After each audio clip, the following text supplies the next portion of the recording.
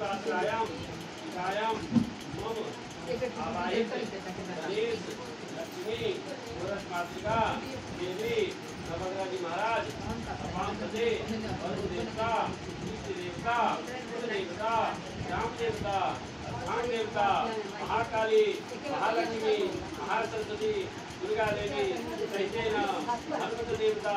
स्वपरिवारस्य प्रसिद्ध राम लक्ष्मण स्वपरिवारस्य राम सदाशिव महारुद्र अभिषेक दर्शनार्थे दूध स्नान दधि स्नान घृत स्नान मधु स्नान सकला स्नान गंगा स्नान गाव स्नान तथा सामग्री दोरा चालीना राम सदाशिव पूजन अभिषेक तदुपरांत नारायण दत्त तथा अस्मद करणार्थे यथा भक्ति अनुवादना हवन करणार्थे संकल्प अहम करिष्ये।